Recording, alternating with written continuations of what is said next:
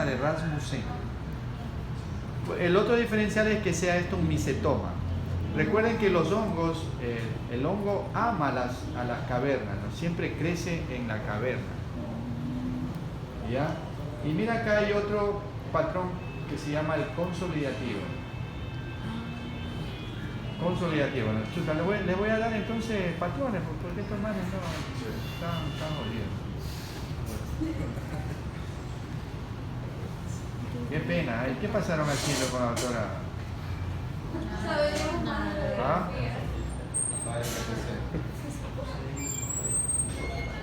Esto es lo que estoy dándole, ¿qué es? Radiología 2. Porque aquí ya no hay más radiología, ¿no? O sea, la que vieron se entiende que es radiología 1, básica. Deberían haber visto ya tórax, ¿no? Bueno, a ver, déjame ver, por aquí tengo una charla de patrones radiológicos. Les iba a dar abdomen, pero en vista de que están cero, ¿no? A ver.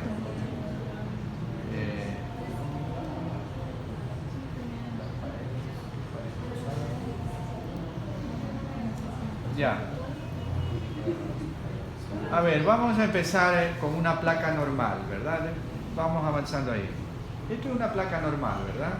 Ya les enseñé cómo sacar el índice cardiothorácico, midiendo el diámetro transversal desde la parte más saliente del borde derecho a la parte más saliente del borde izquierdo, y eso divides para otro diámetro transversal que sacas desde la parte interna de la parilla costal de un lado al otro lado, tratando de que esa línea pase a la altura de los diafragmas, ¿no?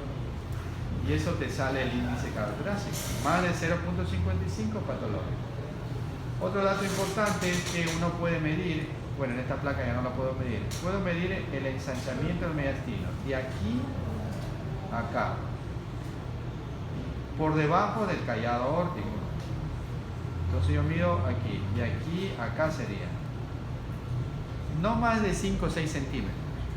Cuando hay ensanchamiento del mediastino, uno debe pensar aneurisma de aorta, masa mediastínica, linfoma, ¿verdad? El ilio izquierdo siempre es más alto que el ilio derecho. La trama vascular es esta. Generalmente la trama vascular a nivel periférico es poco visible a los rayos X, no se alcanza a ver, la resolución de los rayos X no lo alcanza a definir, pero eso no significa que no hay trama vascular a nivel subpulmonar, subpleural. La tráquea, mira, central siempre. Cámara gástrica, senos, mira cómo se ve el seno cardiofrénico, cómo termina, bien agudo, ¿no?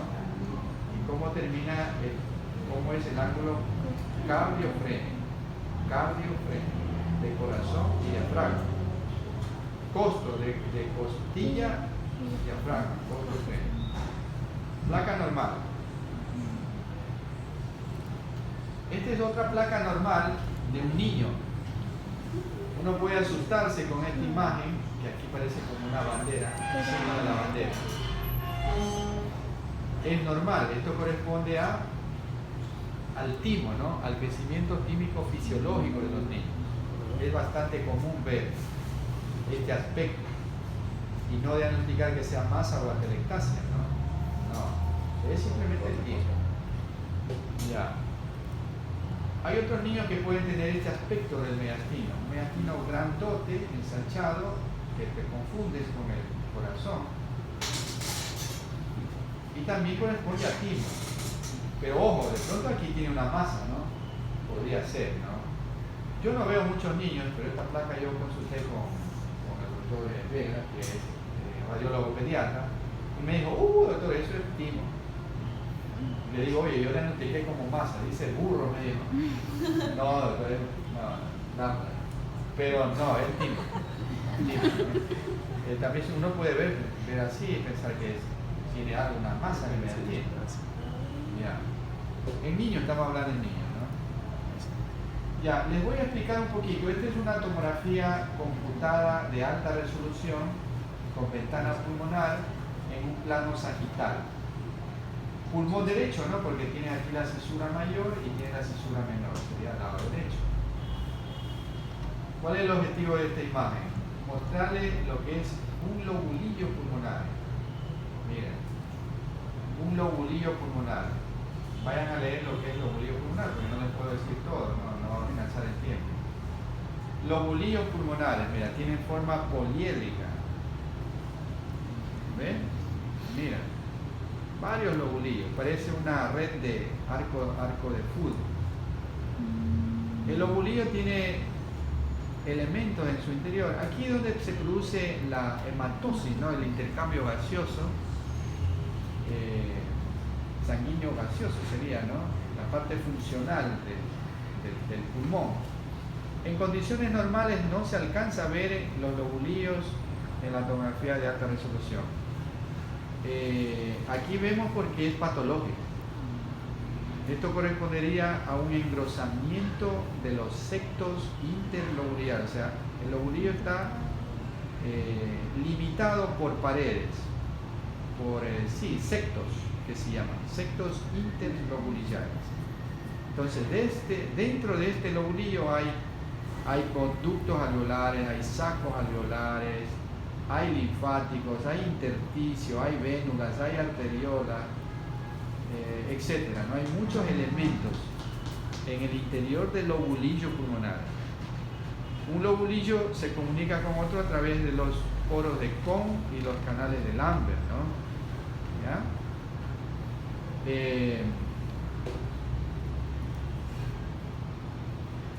Bueno, esto no vamos a ver. Ya. Bueno, imágenes radiopacas, catéteres, marcapasos, un cuerpo extraño que se le quedó al paciente, al médico ahí en la cavidad abdominal. Esta es una placa, una plancha dental en el esófago. O sea, la plancha tenía unos alambres ahí y se le tragó y se fue el paciente, ¿no? Entonces, todo eso, estos elementos se ven como imágenes radiopacas, ¿no? Ya. Incluso aquí hay una caverna o bula, parece caverna, por la pared.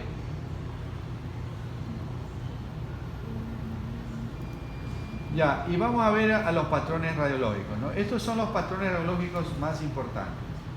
Entonces, de hoy en adelante, ustedes no pueden hablar de infiltrados. Prohibido hablar esa palabra infiltrados. No existe en el diccionario médico la palabra infiltrados.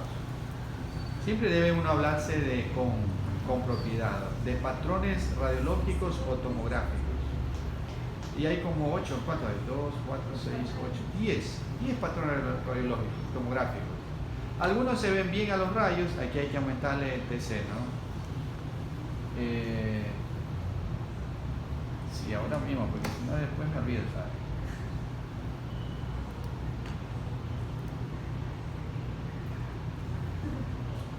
Entonces lo ponemos TC, ahí queda. Ya. Patrones radiológicos tomográficos más comunes, ¿no? Más frecuentes.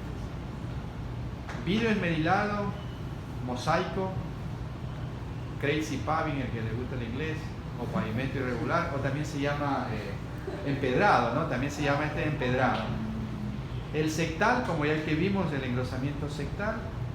El miliar, árbol en brote, mira. Panalización reticular lineal. El consolidativo, que ustedes deben haber escuchado por lo menos esta palabra, consolidativo. Y el otro que es el nodular, ¿no? Nódulos múltiples apuntan a metástasis, siempre. Más de un nódulo pulmonar, metástasis. Igual en el hígado, más de un nódulo, metástasis. Cuando es un nódulo único, lo que se llama nódulo pulmonar solitario, hay que estudiar a ese nódulo. Y también hay algunos signos que uno debe conocer. Entonces vamos a ver cada uno de ellos cómo reconocer, ¿no? Esto así a breves rasgos, ¿no? ¿Qué es el vidrio esmerilado? ¿Cómo lo vemos? ¿Cómo se comporta en la tomografía? Esto se ve mejor en la tomografía de alta resolución. A los rayos X es un poco difícil, ¿no? Difícil ver un vidrio esmerilado a los rayos X. Pero una tomografía sí, siempre y cuando sea de alta resolución. El término alta resolución significa el grosor del corte. En alta resolución el corte debe ser mínimo de 1 milímetro. Bien fino, ¿no? Finito el corte, el espesor del corte. El espesor. Entonces, ¿cuándo se produce el vidrio esmerilado? Generalmente, cuando hay compromiso del intersticio pulmonar. Es decir, cuando uno ve vidrio esmerilado, significa que hay patología intersticial. Acuérdense que el pulmón tiene un tejido de sostén, ¿no es cierto?, que se llama el tejido conectivo, el intersticio pulmonar. Es un tejido, es como la telaraña, ¿no? La telaraña sería el intersticio y, bueno, y eso soporta todo el pulmón, trama vascular, etc., ¿no? Entonces es un medio de soporte. Hay patologías que solamente afectan al intersticio pulmonar, como por ejemplo las fibrosis, las neumonías intersticiales crónicas, la fibrosis idiopática o las de origen del tejido conectivo, etc., ¿no? Entonces, todas ellas producen, la mayoría producen vidrio esmerilado. Por ahí, por ejemplo, entre las neumonías intersticiales crónicas está la NIU, la neumonía intersticial usual, está la NIC, neumonía intersticial descamativa, está la NINE, neumonía intersticial no específica, está la NIA, neumonía intersticial aguda, etc., ¿no? Hay varias. Lean neumonías intersticiales crónicas, ya les sale una lista, ¿no?, que son no más de 6, 7, 8 entidades. Y hay otro grupo que es la fibrosis pulmonar idiopática propiamente dicha, ¿no? Fibrosis pulmonar idiopática. Esa cursa con panalización. ¿Ya? Y a veces también el vidrio esmerilado es producido cuando hay una ocupación parcial del alveolo. Porque ya cuando el alveolo o el saco alveolar está ocupado en su totalidad se llama consolidación o consolidativo. Entonces, ¿cómo reconocemos esos patrones? Fácil. Mira cómo es un vidrio esmerilado. ¿Sí te das cuenta? ¿Ah? En este caso tenemos un vidrio esmerilado difuso, bilateral, bastante simétrico, aunque tiene una distribución algo parcheada, ¿no? En parches. Mira, es un aumento de la densidad pulmonar borroso que deja ver la trama vascular. Tú puedes ver la trama vascular. Esto es trama vascular. Mira, el bronquio se lo ve negro porque su contenido es líquido. El vaso se ve hipertenso en la ventana pulmonar, ¿no? Es siendo simple, por supuesto, siendo una tomografía simple. Entonces, vidrio esmerilado. Ahora, un criterio importante del vidrio esmerilado es que es potencialmente tratado, reversible. ¿Ya? También las neumonías atípicas pueden producir vidrio esmerilado. La sangre, como vimos en un trauma, también puede ser vidrio esmerilado, ¿no? O sea, el vidrio esmerilado como tal, la verdad que es muy inespecífico, ¿no? Porque está asociado a muchas enfermedades. Es importante tener la historia clínica, el cuadro clínico, uno para hacer un diagnóstico final, ¿no? Pero esta es la forma de presentación del vidrio esmerilado, siempre así, siempre. Este es otro vidrio esmerilado, pero más parchado, ¿no? Más localizado, focalizado. ¿Ven? Y este es un trauma, tiene un tubo pleural puesto, es un trauma. Entonces estas serían contusiones pulmonares, ¿no? Contusiones. En este caso, vidrio esmerilado. Mira, aquí hay una trama vascular. Ya. ¿Cuál es el patrón en mosaico? Hasta aquí claro lo que es vidrio esmerilado, ¿no es cierto? Ya. Significa compromiso intersticial, compromiso parcial del alveolo, potencialmente reversible. Se presenta en la mayoría de las patologías intersticiales crónicas. Puede ser también que acompañe a los sangrados, ¿no? En un trauma pulmonar. También puede haber en algunos tipos de tumores también como vidrio esmerilado, ¿no? Ya. Mosaico, perfusión en mosaico. Aquí tenemos dos asociaciones de dos entidades. Podemos decir así en resumen: hay vidrio esmerilado y hay áreas de atrapamiento aéreo. Es decir, zonas con mayor densidad y otras con menor densidad. ¿En qué enfermedades se presentan? Dos cosas. En el grupo de patologías que afectan a la vía aérea pequeña y o en patología vascular pulmonar crónica, como por ejemplo el tromboembolismo pulmonar crónico. Ahí nosotros podemos tener imágenes de perfusión en mosaico. ¿Y cómo se ve? De esa forma. Aquí tenemos dos cortes tomográficos transversales con ventana pulmonar. Seguramente es del mismo paciente, sino que en diferentes niveles, ¿no? Pero mira, por ejemplo, esta área o esta zona pulmonar. ¿Cómo lo ves? Hay disminución de la densidad, ¿no es cierto? Hipodenso, correcto. Hay disminución, hipodenso. Y mira esta zona pulmonar acá. Tiene una densidad mayor, ¿no? ¿No es cierto? Vidrio esmerilado. ¿Dónde hay más vasos pulmonares? ¿Aquí o acá? Acá, ¿verdad? Acá. Entonces ahí dice el concepto, ¿no? Áreas con mayor densidad y con mayor número de vasos sanguíneos. Acá, áreas de menor densidad con escasos vasos sanguíneos. Entonces, este patrón que vemos corresponde a mosaico. ¿Ya? Entonces, ustedes pueden ir a ver en el internet, lean Serán, ¿no? Por ejemplo, en la revista, la Sociedad Española de Radiología, Serán, ahí ponen enfermedades de la vía aérea pequeña, y les sale una lista, ahí tienen. Entonces, el patrón te orienta a una patología.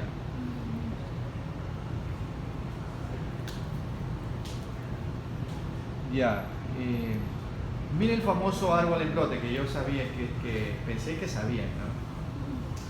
Árbol en brote o brotado, también algunos libros lo ponen como patrón brotado. Hoy día me habló, ¿cómo es Emilio Vera, ¿no? Como es medio sobrado. Hoy me dice, ¿te parece brotado o no brotado? Y ¿cómo es eso?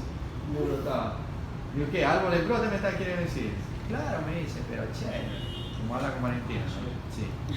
Entonces parece que ellos hablan brotado, ¿no? Patrón brotado. Árbol en brote. ¿Qué es eso del árbol en brote? Aquí les voy a poner el dibujito para explicarles.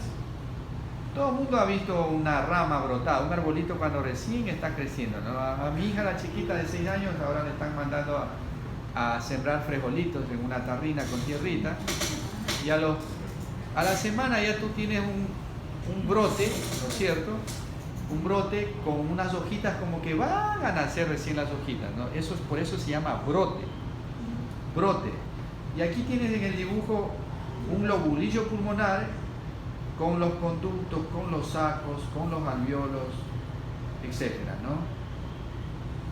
Que al ser cortados en sentido longitudinal por el corte tomográfico, te va a dar este aspecto. ¿Sí ves? Es decir, estas estructuras pulmonares están ocupadas, lógicamente, que puede ser por pus, líquido, etcétera, etcétera, y te da esta forma, mira. Por eso se llama árbol en brote. El molde, ¿no es cierto? El molde, correcto, el molde. Acuérdense que adentro debe haber aire, solo aire. Pero no tiene aire, pues mira, porque está ocupado por algún elemento que les comento, ¿no? Pus, agua, líquido, sangre, etc. Entonces, árbol en brote, por eso se llama árbol en brote. ¿Y cuál es la patología más común de árbol en brote? Ahí lo tienes, esta. El 80% es esto. TB pulmonar. No por diseminación hematógena, sino endobronquial. Acuérdense que la diseminación hematógena de la TB, ¿qué patrón le da? ¿Ah? Miliar, no, te da miliar. El patrón miliar de la tuberculosis es por vía hematógena, hemática. Esta árbol en brote es por endobronquial, broncoaspiración. O a su vez de una caverna se fue al bronquio, porque siempre se fisturiza. Si vimos la caverna de antes, ¿no? Muy bonita esa caverna, ¿no? Entonces por ahí se puede fistulizar a través del bronquio y hace una TB en árbol en brote. Pero hay otras causas también, como por ejemplo las bronquiolitis infecciosas, la fibrosis quística, la aspergilosis broncopulmonar alérgica, la TB que está a la cabeza, y este es el síndrome de cilios inmóviles, como por ejemplo el cartagenero, ¿no es cierto? El síndrome de cartagenero. Mira que es poquito la lista de árbol en brote. Y a la cabeza va esto. Yo en nuestro medio, aquí nosotros, el doctor también es radiólogo. ¿Cuántos de milagros son de aquí? No hay ni un milagreño. ¿Ah? Nadie es de milagro. ¿De dónde? ¿De Bahoyo? Nadie. ¿Ah? Todos son de Guayaquil. ¿Tú eres de milagro? ¿Médico? No, todo. ¿Cómo se llama? Tú debes conocer. ¿Qué apellido es? Zavala. Ese te va a mandar. El doctor está comprando un equipo panorámico, ¿no? Él es el radiólogo cacique de Milagro. Servas, se han visto Servas. Entonces tu papá de mandar panorámicas para dentales, ¿no? Entonces que manden donde el doctor. Da porcentaje, Ya, bueno. Mira ejemplos, mira este patroncito, ¿no? ¿Qué te parece? ¿Qué puedes decir? Árbol en brote, ¿no es cierto? Árbol en brote, micronódulos en árbol en brote. Mira, aquí hay un nódulo también cavitado. Nódulo con una cavitación. Cuando uno ve nódulos cavitados, la lista, ¿qué nomás puede ser? Nódulos cavitados, tuberculosis, micosis, metástasis, sepsis, cuando son nódulos por sepsis también. Nódulos de las colagenopatías, como es la artritis reumatoide, también te puede dar nódulos cavitados. ¿Ya? Entonces mira, árbol en brote. ¿Qué tiene el paciente? Tuberculosis pulmonar. Mira otro paciente. Mira árbol en brote. Muy parecido al paciente que vimos antes, ¿no? Este paciente parece que tuviera aquí una caverna también. Estas pueden ser bronquiectasias. Pero mira, otra vez lo mismo, árbol en brote. TB pulmonar. Todas se parecen. Y si le ponemos el caso que les mostré de las cavernas, es igualito, ¿eh? Igualito. Hasta aquí bien, ¿no es cierto? Claro, entendible. Hay otro patrón que se llama el empedrado. Empedrado o pavimento irregular o crazy paving. Ya. También las patologías son poquitas en este patrón. Los libros lo ponen a la cabeza esta patología, la proteinosis alveolar. Pero también podemos ver en procesos infecciosos como la neumonía por micoplasma, neumocitis carini, bueno, ahora se llama girovesis, ¿no? Como son las del HIV. Y alguna vez en las neoplasias, como por ejemplo el carcinoma bronquiolo-alveolar, te puede dar este patrón en empedrado. Se han subido ustedes a las peñas, ¿no? Todo el mundo, ¿y cómo son las calles de las peñas? Empedrado. Por eso se llama así el patrón, ¿no? Porque parecen como empedrado. De ahí lo pusieron el nombre de empedrado, o pavimento irregular, que también se llama. Y las imágenes son bastante características. Mira. ¿Sí ves? Entonces, ¿cómo lo compararías? ¿También como una net? No, como una como una malla de alambre, como la que usted ponía a los pollitos para que se le pase. ¿No es cierto? ¿No? Como una malla. Entonces, ¿qué hay en este patrón? Hay engrosamiento sectal, ¿sí ves? Estas líneas corresponderían a los septos interlobulares y hay vidrio esmerilado. ¿Ve? Entonces, ese es el famoso patrón empedrado.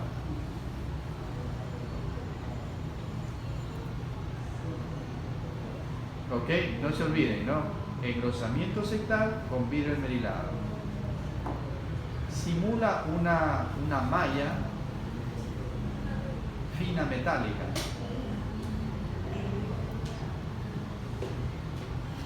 Ya. Otro patrón radiológico, quístico. Esto es fácil, el quístico, ¿no? También, mira, las patologías son poquitas. Son contaditas con los dedos de la mano. 1, 2, 3, 4, justo dedos de la mano. 5. Recuerden que el concepto lesión quística en pulmón hace referencia a contenido aéreo. ¿Ya? A contenido aéreo. Pared delgada, bien delimitada. Entonces, uno piensa en estas 5 posibilidades diagnósticas. Lo más frecuente es esto. Esto hemos visto, ¿no? Esclerosis tuberosa, aunque es una patología que afecta al sistema nervioso central, también puede producir quistes a nivel pulmonar y también puede estar asociada a angiomiolipomas renales, ¿no?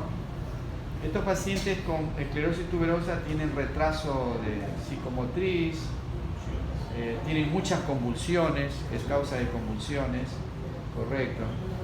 Y a nivel cerebral pueden estar también asociados a un tumor. ¿Cuál es el tumor? Es el... No recuerdo, se me fue. Hay un tumor que está asociado a la esclerosis a nivel cerebral, no recuerdo. Investigue. Ya me de acuerdo, ya. Ok. Ejemplos. Miren.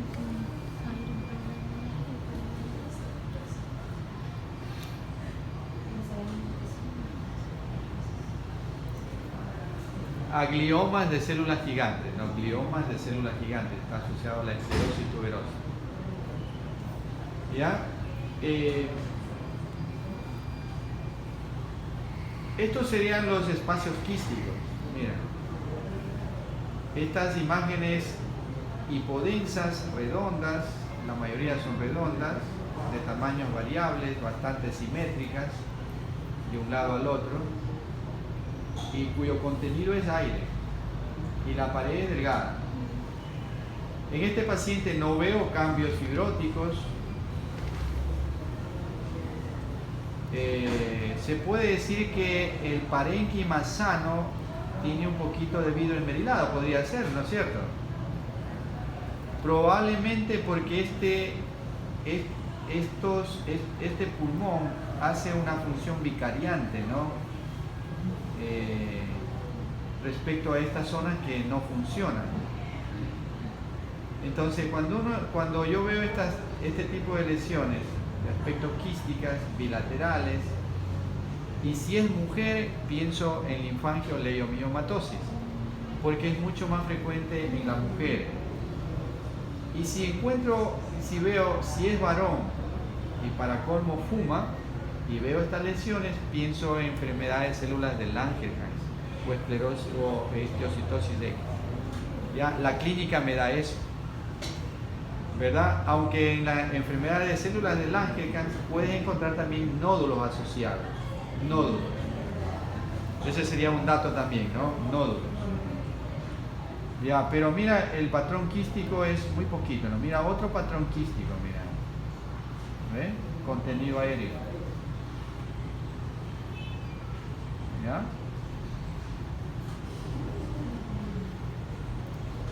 Mira, otro paciente, también con imágenes quísticas. ¿Ok?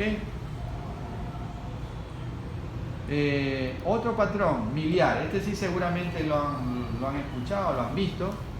También el miliar es poquita las posibilidades diagnósticas. Muy poquitas. Mira. Paciente con una placa de tórax que te dé un patrón miliar, tienes que pensar. Tuberculosis miliar por vía hematógena, o tiene una micosis, o por ahí ese paciente ha trabajado en enfermedades ocupacionales tipo silicosis o neumoconiosis. Por ejemplo, cuando yo vivía en el centro, cuando vine de Caluma, del monte, vivía ahí en una casita vieja, y todos los días pasaba un carbonero haciendo sonar su campana, a las 6 de la mañana. Vendo carbón, ¿no? Años de años. Entonces seguramente ese paciente tenía una neumoconiosis y podía ser que tenía un patrón miliar. Entonces uno puede ver el patrón miliar en estas enfermedades ocupacionales. Algunos cánceres, como es este, pueden producir metástasis biliar. El cáncer de mama también, aquí habría que asociarlo.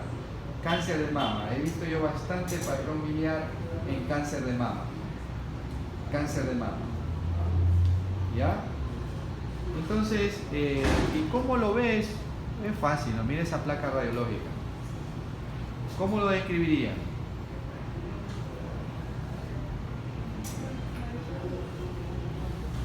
¿Ah? ¿Qué aspecto tiene? ¿Qué aspecto tiene esa?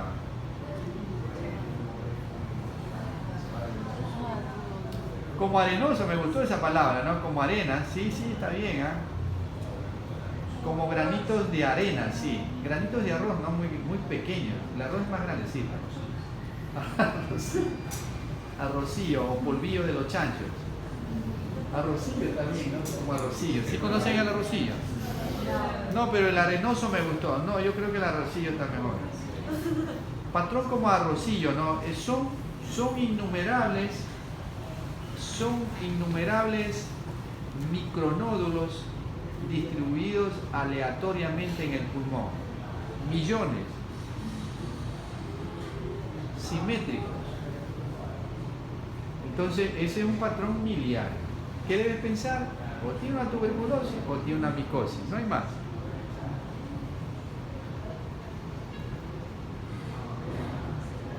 En el vidrio esmerilado también ahí entra la neumonitis por hipersensibilidad, vidrio esmerilado, ¿no? Y también te puede dar por ahí micronódulos en las neumonitis por hipersensibilidad. Es clásico, me salí del miliar, ¿no? Me acordé. Es clásico, por ejemplo, pacientes que viven con palomas, que les encanta bañarse con agua caliente, se duchan con agua caliente y el agua caliente hace de que se produzca un hongo en la pared y el paciente hace un tipo de alergia, claro, de años de evolución, y eso hace una neumonitis por hipersensibilidad y el paciente está tos crónica, ¿ya? Y tú le das antitusígeno y de todo y no mejora. Hasta que alguien te dice, bueno, oye, ¿y cómo es tu vivienda? ¿Dónde te bañas? Ah, mira aquí, y ahí está la causa. Eliminas eso y se te curó el paciente. Las neumonitis por hipersensibilidad, ¿no? Entonces esas pueden producir micronódulos y también vidrio esmerilado, ¿ya? La neumonitis por hipersensibilidad. Peor esos pacientes que les encanta vivir con palomas, ¿no? Yo tengo un amigo radiólogo que no tiene, él vive con pájaros en el cuarto, ¿no? Sí, pájaros en el cuarto. Tiene perros, tiene bastantes perros y tiene pájaros en el cuarto, en la habitación. ¿Cómo se llaman ¿dónde están los pajaritos? En las jaulas. ¿Ya? Y así son de broma, oye, ¿no tienes una neumonitis por hipersensibilidad? No, mames, yo estoy bien. Sí. Bueno, saliendo del dato, ¿no? Mira entonces, patrón miliar. En la TC, el mismo paciente, el mismo corte tomográfico, mira cómo lo ves. Entonces no te puedes perder, ¿no? Con ese patrón. Imposible perder. Imposible. Son micronódulos. Aleatorias. Y fíjate que una cosa importante. Se respeta el pulmón subpleural. Si ves la línea esta negra que hay aquí, ve, el pulmón subpleural. ¿Ya?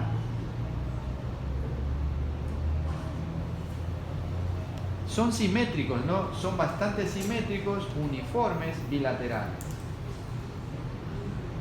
Otro paciente, miren, menos agresivo como el anterior, pero igual, ¿no?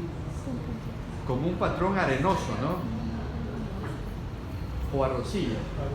Arrocillo, ¿no? Igual el corte tomográfico demostraba eso, ¿no? Mira este patrón también como micronódulos, no tan agrupados como el anterior. Ahora, ¿cómo tú reconoces, doctor? Y eso no puede ser un vaso sanguíneo. Generalmente los vasos sanguíneos en un solo corte tomográfico vas a tener en un corte transversal y en un corte a lo largo del vaso. ¿Ves? Este es un vaso sanguíneo, este es un vaso sanguíneo. Y otra cosa también, el vaso sanguíneo siempre va acompañado de ¿cómo se llama esto? El bronquio, correcto. Siempre va acompañado del bronquio. Entonces estos son micronódulos, ¿no? No son vasos sanguíneos. ¿Cuál es la diferencia con ese patrón? ¿Cuál es la diferencia entre esa y esta? Bueno, el tamaño me dirá. Esa y esta. Mira por ejemplo el pulmón subpleural, bastante respetado, ¿no es cierto? 2, son micronódulos uniformes, el mismo tamaño casi todos, ¿verdad? Y el de acá, ¿cómo lo ven? Yo tengo eso en la cabeza, ¿no? Cuando yo veo así un patrón nodular de tamaños diferentes que me afectan a la pleura también, mira que hay nódulos pleurales,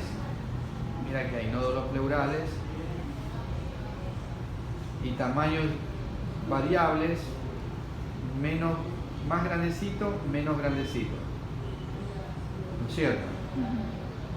Entonces yo pienso que eso es metastásico, o sea, origen neoplásico. Yo así lo pongo, probable origen neoplásico, micronódulo, patrón miliar de probable origen neoplásico. Y por ahí algún colega me dice, oye, ¿por qué no es una tuberculosis miliar? Y le explico lo mismo que te estoy diciendo a vos. Porque los nódulos no son uniformes, porque afectan a la pleura y afectan al parénquima. Y a veces pueden afectar a la cisura. Por ejemplo, aquí parece que estuviera uno pegado a la cisura, mira. ¿Ya? Entonces, probable origen neoplásico. Ahí hay que investigar la causa del paciente, ¿no? El origen, porque lo malo de nosotros es que no vemos al paciente, ¿no? En imágenes no vemos al paciente, nos dedicamos a hacer diagnóstico por imagen. Y bueno, cuando tengo la duda, comenzamos a investigar al paciente, ¿no? Ya los licenciados aquí saben que al paciente deben hacerle una breve historia clínica, los datos importantes, porque a veces los médicos no ponen nunca nada.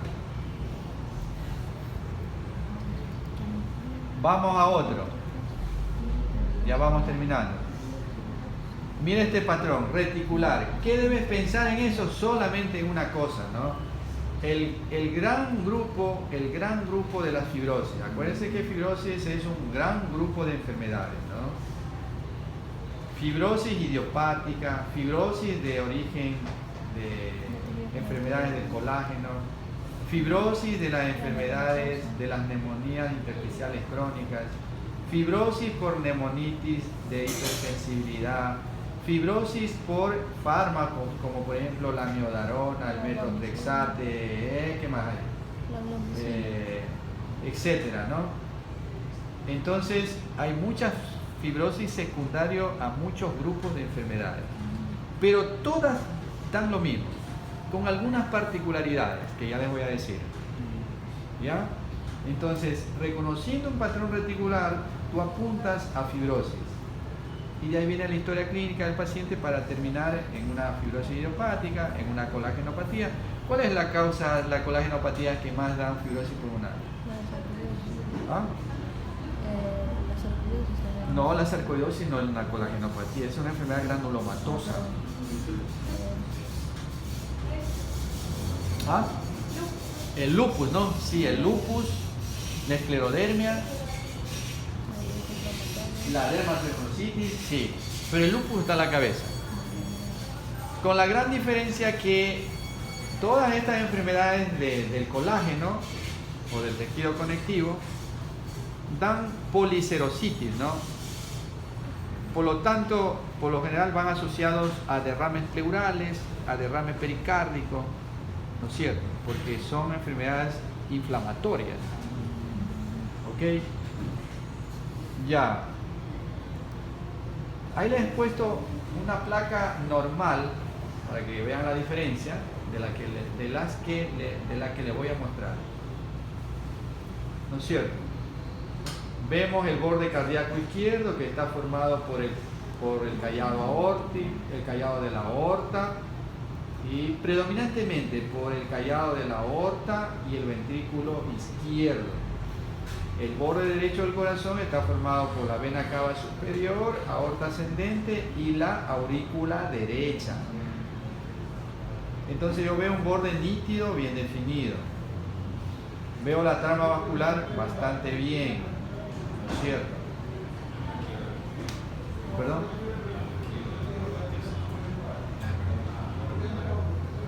Ah, sí, por aquí se ve también la pulmonar, ¿no? También es parte del borde izquierdo, correcto. Sería callado aórtico, pulmonar por aquí y ventrículo izquierdo. Fíjate con esa placa, ¿qué te parece? Si vieron la diferencia, ¿no? Entre esta y la de acá. ¿Qué pueden decir? ¿Qué diferencia hay? ¿Ah? ¿Cómo? Borde cardíaco no se muestra, ¿no? Correcto, ¿no? Se perdió el borde cardíaco, ¿no? No hay borde cardíaco, no se define bien el borde cardíaco. Y esto tiene un signo radiológico que se llama corazón velludo. Así se llama, el corazón velludo, ¿no? O corazón peludo. Se perdió los bordes cardíacos. Segundo, también como que se altera la trama vascular. Y todo este patrón que vemos como líneas,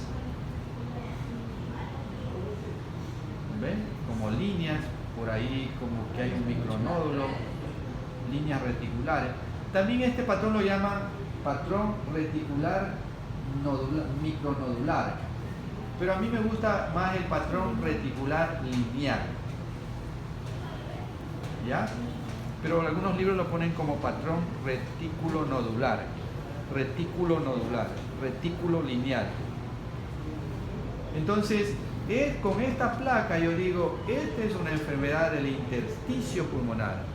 Entonces el paciente probable tiene una fibrosis pulmonar. ¿De qué origen? Hay que determinarlo.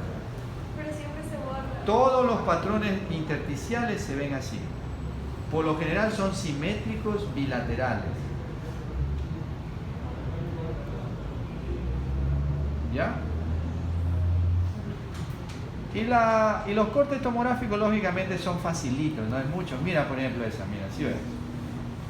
Esto es lo que se llama el patrón reticular. El patrón reticular, retículo lineal, es mucho más frecuente que afecte al pulmón periférico, al subpleural. Entonces aquí tenemos el concepto que dice, ¿no? Como malla. Hay engrosamiento sectal, por ahí puede haber un vidrio esmerilado. Hay alteración de la pleura parénquima. Mira que esta sería una relación pleuroparénquima conservada aquí. Pero mira aquí cómo se pierde, ¿no? La relación pleura-parénquima pulmonar. Entonces, esto es patrón reticular. Mira, patrón reticular. ¿Ven? Patrón reticular, subpleural. Claro que en la fibrosis pueden haber muchos más signos, ¿no? Como hay fibrosis, pueden haber bronquiectasias de tracción.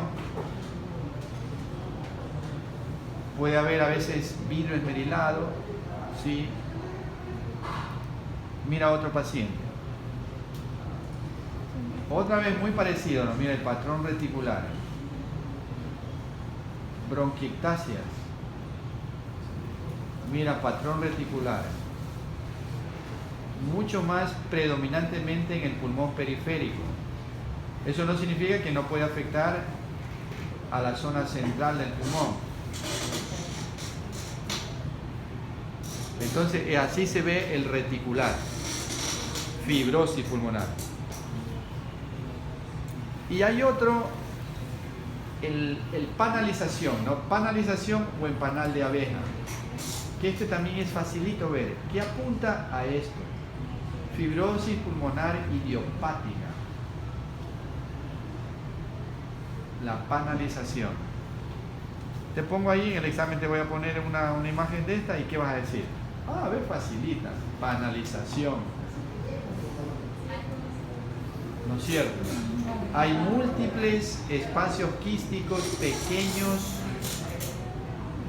de contenido aéreo con pared ligeramente engrosada y que están dispuestos como en capas se disponen. Los libros dicen como en capas, ¿no? Uno sobre de otro. Capa sobre capa, ¿no? Pero así es, esta es panalización. Mira esta bronquiectasia grandota, ¿no?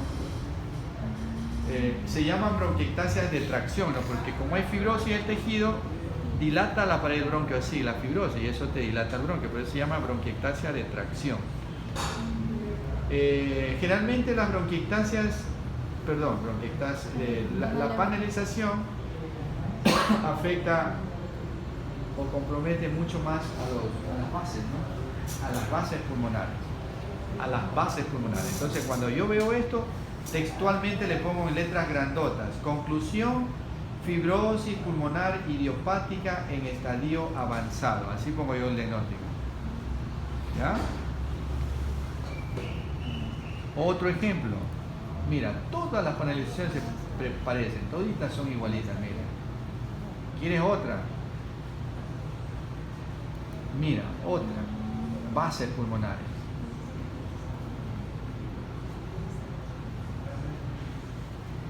Y ya vamos terminando con esto. ¿Qué pingüe? Ya son... ¿Qué hora es pingüe? Ya lo vi el pingüe por aquí. Falta todavía 20 minutos. Pingüe, hace frío hoy. Sí, hace frío. Ya. Sectal. Sectal, ¿no? ¿Se acuerdan la primera imagen que les puse ahí? Engrosamiento sectal. También no es difícil reconocer el patrón sectal. Aquí hay que diferenciarlo dos grupos: el sectal liso y el sectal nodular. Cuando es sectal liso, significa que el engrosamiento es liso, ¿no? No hay ninguna otra, no hay ningún nódulo, ninguna cuestión que lo acompañe, ¿no? Entonces, cuando cuando digo que es engrosamiento sectal liso, eso significa que es benigno. O sea, cuando yo concluyo patrón sectal liso, significa que ha sido secundario a derrames pleurales o a edema agudo de pulmón. Ahí podemos tener engrosamientos sectales lisos, ¿no? Tú mejoras el derrame pleural, mejoras el edema agudo del pulmón, el edema agudo del pulmón, y desaparece el engrosamiento sectal liso. Desaparece, claro. Bueno, por aquí tengo unas imágenes que no son tan concluyentes, pero al menos algunas son lisas. Mira, por ejemplo, este engrosamiento. Este sería un engrosamiento liso, uniforme, bien definido. ¿Ve? Pero este mismo paciente, por ejemplo, este de acá no parece que fuera tan uniforme, ¿no? Parece que hay unos nodulitos pequeños ahí. Entonces, en el momento en que haya sido un engrosamiento con nódulos, micronódulos, eso pasa a malignidad. La primera patología que se debe pensar cuando hay un engrosamiento sectal con micronódulos es la carcinomatosis linfangítica metastásica, ¿no? Es decir, la metástasis se ha hecho por vía linfática. Y sí, este paciente, la verdad que el ejemplo no está tan apropiado, porque aquí parece otro nodulito, mira. Probablemente este paciente tiene una carcinomatosis linfangítica. ¿Ya? Pero mira, esto sería patrón sectal. ¿Sí ves? Bueno, aquí tenemos entre liso y micronodular.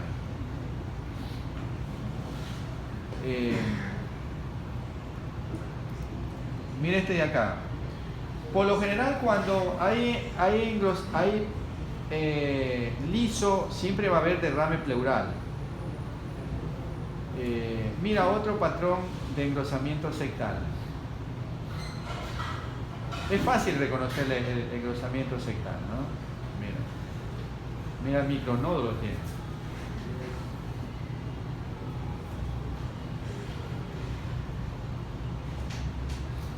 Y este es el nodular, sectal nodular. Mira que apunta.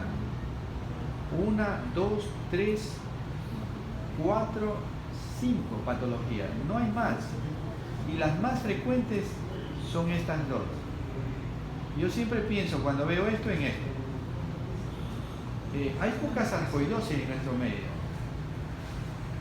Poquitos casos hemos visto, ¿no? Muy pocos casos de sarcoidosis. En la Argentina, los conferencistas que vienen a darnos las charlas a nosotros, ya no tenemos una charla, las 8, más vienen, los congresos más vienen de gente, son argentinos, colombianos, hay muchos colombianos, chilenos, y pare de contar. Peruanos, casi contados ni con un dedo. Cubanos, esos vagos, ¿qué van a ver? No saben nada, ¿no? Brasileños vienen mucho, los brasileños son muy buenos, ¿no? O sea, están brasileros, están chilenos, colombianos y argentinos. La medicina colombiana es mucho más superior que nosotros, definitivamente. Entonces, el argentino decía, esto es más común para ellos. Sarcoidosis, cuando ven así. A pesar que la sarcoidosis también se acompaña de otras cosas, ¿no? Por ejemplo, adenopatías mediastínicas, calcificaciones mediastínicas, y los nódulos afectan también a las cisuras a las cisuras lobales, ¿no? Pueden comprometer. Entonces, cuando yo veo esto, pienso inmediatamente en una carcinomatosis linfangítica metastásica. ¿Cuál es el cáncer que más frecuentemente te da esto? Es otra vez lo mismo, ¿no? Cáncer de mama. NIL significa neumonía intersticial linfoide. Acuérdense que esta te da también un patrón quístico. Y las imágenes son otra vez parecidas, ¿no? Que solamente que hacen un poquito más con nódulos, pero son muy parecidas. Mira, engrosamientos sectales con nodulitos. Entonces, paciente con una linfangitis carcinomatosa. Metástasis vía linfática. Para que se produzca esto tiene que haber la metástasis vía linfática. ¿Ok? Mira este otro paciente, mira. Engrosamiento sectal, ¿no? Con nódulos. Otro paciente, lo mismo, ¿no? Engrosamiento sectal. Incluso aquí podría ser engrosamiento sectal con vino esmerilado, y eso sería un empedrado, ¿no? Ya. ¿Qué más hay? Nodulares. Es fácil este nodular. Nódulos múltiples pulmonar, pensar en metástasis.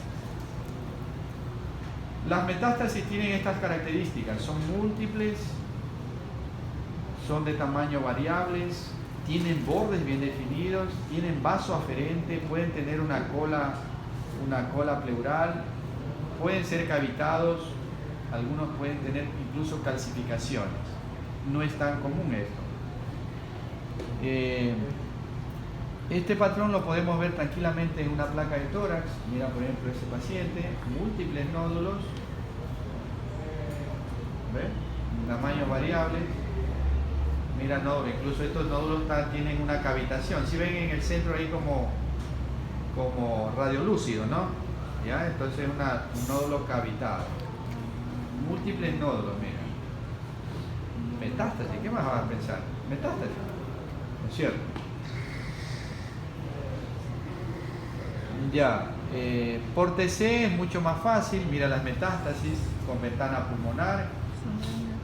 Mira los nódulos. Esta sería el vaso nutricio, ¿no? La colitis esta, vaso nutricio. Aquí tienes otro nódulo con vaso nutricio. Todos los nódulos deben de tener vaso nutricio, sino que el corte tomográfico no los cogió, ¿no? Metástasis, ¿no? Múltiples nódulos. Mira este caso. Este caso me acuerdo, es un chico joven de unos 22, 23 años, futbolista profesional, y llegó, su motivo de consulta, te digo porque yo lo atendí a este paciente, ¿no? Porque quería el informe enseguida y el tecnólogo subió con la placa y me dijo, doctor, este informe lo quiere el paciente porque se va a la consulta. Le digo, oye, ¿y esto? Mira. Entonces, yo cuando veo una cosa de esa, me gusta para documentarlo, ¿no? Para ustedes. Entonces, le pregunté al paciente sano, aparentemente, no fumaba, no tomaba, un chico sano, ¿no? Le digo, mira, bueno, tienes unas lesiones en el pulmón, me gustaría hacerte una tomografía de todo el cuerpo. Ah, doctor, dígame, hágame. Entonces, vemos múltiples nódulos, ¿no es cierto? Nódulos, nódulos, nódulos, nódulos, nódulos, nódulos, nódulos. Por aquí parecen más nódulos. Se esconden también, ¿no? Podría ser esto, un nódulo.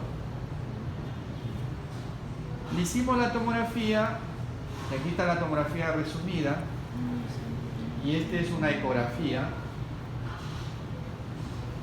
Y entonces vemos también nódulos, nódulos, nódulos, nódulos.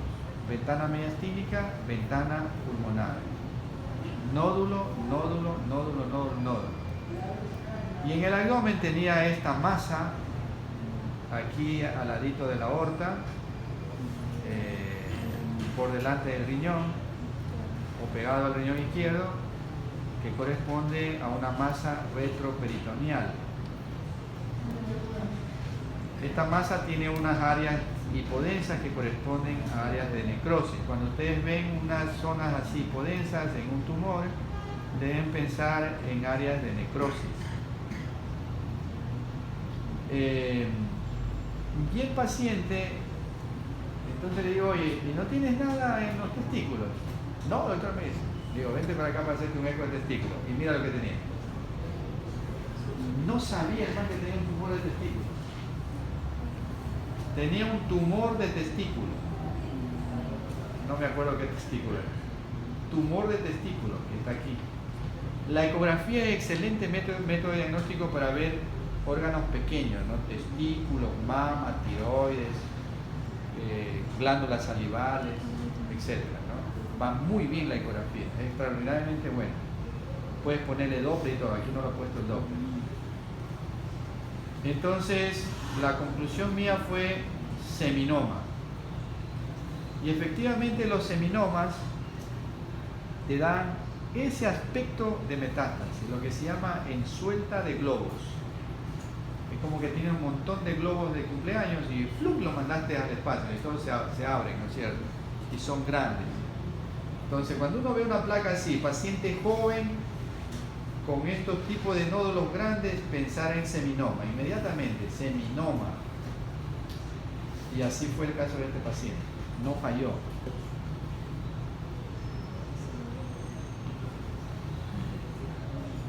Y el último, que este sí les ha de haber mostrado la doctora, ¿cómo es? Moyano.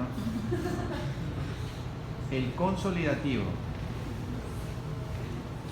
Consolidativo. Consolidación, consolidativo, etcétera, da lo mismo.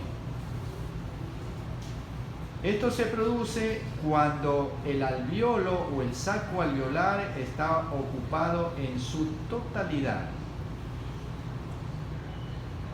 Entonces comienzan a afectar un saco a otro saco, a otro saco, a otro saco, es decir, lobulillo tras lobulillo y tras lobulillo, ¿no? A través de los canales de Lambert y los poros de Kohn, ¿no es cierto? Y se va afectando la consolidación. Por eso puede ser una distribución lobar, segmentaria, lobulillar. Siempre tiene bordes mal definidos, salvo cuando la consolidación se delimita con una cisura. Ahí hace un borde bien definido. Siempre va a haber esto, el famoso broncograma aéreo, aunque no es absoluto de la consolidación, porque tú esto también lo ves en la atelectasia, correcto. ¿Ya? Entonces veamos unas imágenes de consolidación. Mira ese paciente. Esto es una imagen consolidativa. ¿Cómo se lo ve a los rayos? Como una imagen radiopaca, de bordes mal definidos. Aquí se delimita con la cisura, lo ves bien definido, ¿no? Y tiene broncograma aéreo. Esta línea como radiolúcida, que corresponde a un bronquio sano, corresponde al broncograma. ¿Ya? ¿Cuál es la primera opción cuando uno ve proceso consolidativo? Es en neumonía, de cualquier origen, tuberculosa, bacteriana, etc. Consolidación. Algunos tumores también se presentan como consolidación, ejemplo, el carcinoma bronquioalveolar. ¿Ya? Otro ejemplo. Mira, otra vez lo mismo. Imagen radiopaca de bordes imprecisos con broncograma aéreo. ¿Qué piensas? Neumonía. Si tú tienes un proceso consolidativo con una cavitación, ¿qué debes pensar? Tuberculosis. Neumonía, proceso neumónico que no cura con tratamiento en 15 días, pensar de origen neoplásico. Sobre todo en pacientes añosos, correcto, ¿no es cierto? Mira, hay veces que los procesos consolidativos también pueden afectar en forma bilateral y simétricos. Generalmente cuando uno ve así en forma bilateral, simétrico, debe pensar en un edema agudo de pulmón o en una sobrecarga de líquidos. ¿Ya? También en pacientes que son inhaladores de cocaína, también pueden hacer así. ¿Ya? Entonces esta paciente fue por sobrecarga de líquidos. Tenemos un patrón consolidativo bilateral bastante simétrico. ¿Ves? Por tomografía es mucho más fácil la consolidación, ¿no? Es facilita, mira cómo se presenta. Ventana mediastínica, aquí tienes el proceso consolidativo con el famoso broncograma aéreo. Esto corresponde al broncograma aéreo. Ventana pulmonar del mismo paciente, broncograma aéreo y toda la consolidación. Otro paciente, broncograma aéreo, la consolidación y se ha delimitado con la cisura. Otro paciente, mira, con proceso consolidativo basal. Pueden ser múltiples también, no multifocales, broncograma. Entonces, esos son los patrones radiológicos más comunes, más frecuentes. Yo creo que ahí está dicho más del 90%. Por ahí de pronto se me quedan los más, ¿no? Bueno, las atelectasias, eso lo vemos. Ah, no, pero ya con ustedes, la atelectasia ya entraría en otro grupo de patología, ¿no? Atelectasia como tal, atelectasia, ¿no?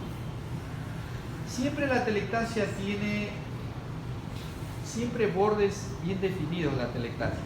Igual vas a ver como una imagen radiopaca por tomografía, perdón, por rayos, pero siempre tiene bordes bien definidos, así, de ambos lados, la atelectasia. Entonces, cuando yo veo una imagen radiopaca de bordes bien definidos, no pienso en broncograma, perdón, no pienso en consolidación, sino en atelectasia. Déjame mostrarle una atelectasia.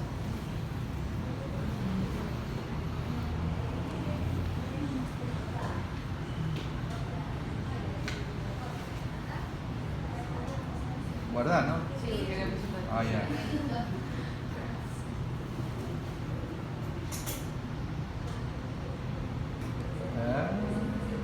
Pero ¿dónde estará eso? Ya a ver si aquí está el atelectasia.